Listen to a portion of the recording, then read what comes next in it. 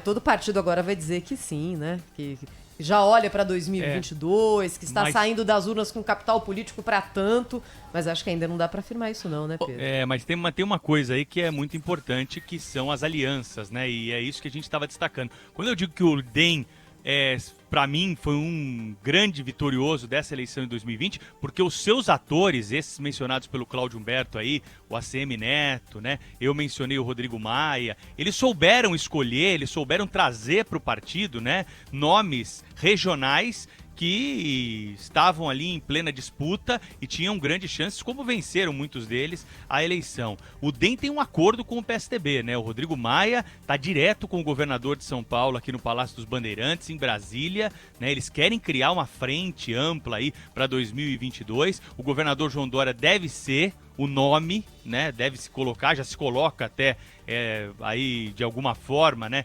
Sem ser de forma explícita, mas já se coloca como um nome para a presidência da República. O vice-governador aqui de São Paulo é o Rodrigo Garcia, que é um nome importante do Democratas também. Então, essa grande aliança, você vê, o vice do Bruno Covas é um político do MDB. Então, tudo isso está relacionado, né? É uma intenção que se tem aqui. Claro que tem muita água para rolar embaixo dessa ponte, tem 2 anos aí pela frente, mas de qualquer forma é um grupo político que se aproxima muito. E esse fortalecimento do DEM, claro que vai custar na hora dessas negociações. João Dória sai candidato à presidência da República nessa grande frente aí que eles estão tentando criar. O Rodrigo Garcia será o candidato ao governo do estado de São Paulo para o DEM, né? Não é importante ter o governo do estado de São Paulo. Então, são composições aí que estão em jogo e que agora só serão aceleradas até o ano de 2022.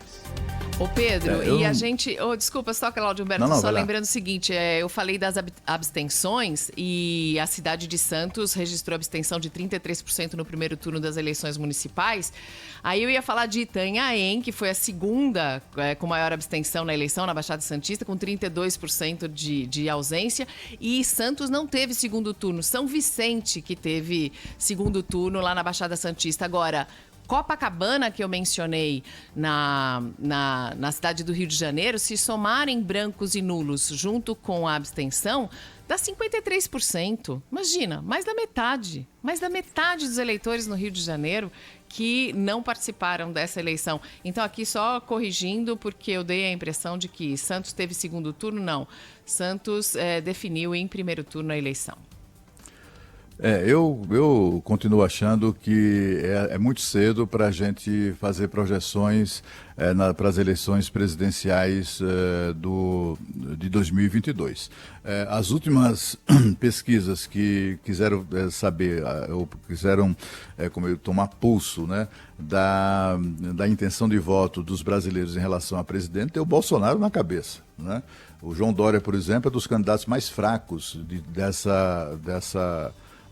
daqueles presidenciáveis que estão mais ou menos previstos para 2022. Dos mais fracos é o João Dória. Eu não acredito que ele venha ou pelo contrário, eu acho que ele vai tentar, mas ele terá grandes dificuldades de fazer essa composição, né?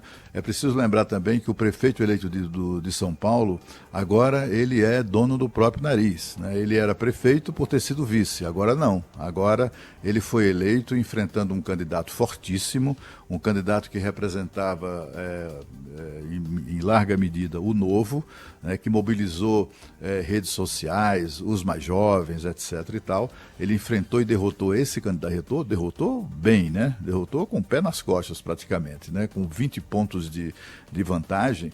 Ele superou diversas dificuldades, não só problemas de saúde que teve, problemas sérios, graves de saúde, mas também ele enfrentou a rejeição ao seu principal apoiador, que é o governador João Dória. As pesquisas davam de 51% a 61% de rejeição dos paulistanos a João Dória, de eleitores da cidade, dizendo que não votariam no candidato dele.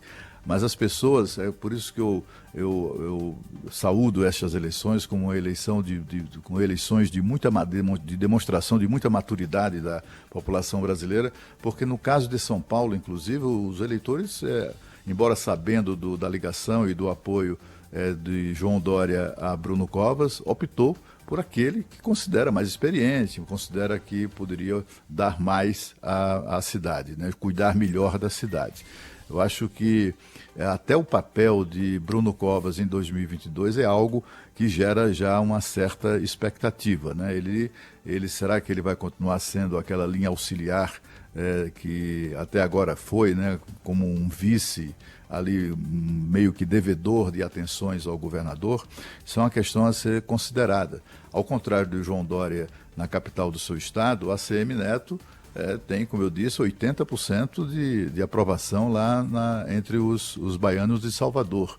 Talvez seja, para responder à pergunta do nosso ouvinte, talvez venha a ser um candidato bastante promissor pelo desempenho do DEM nas eleições municipais, e não porque o eleitor consagrou o DEM, mas assim, o fato de o DEM ter vencido, ter conquistado tantas prefeituras e ser um dos vencedores desta eleição, isso cria uma estrutura nos municípios muito maior do que havia, né, para que o DEM tenha as suas veleidades também de candidatura própria à presidência da República. Eu acho que é bem factível, sim.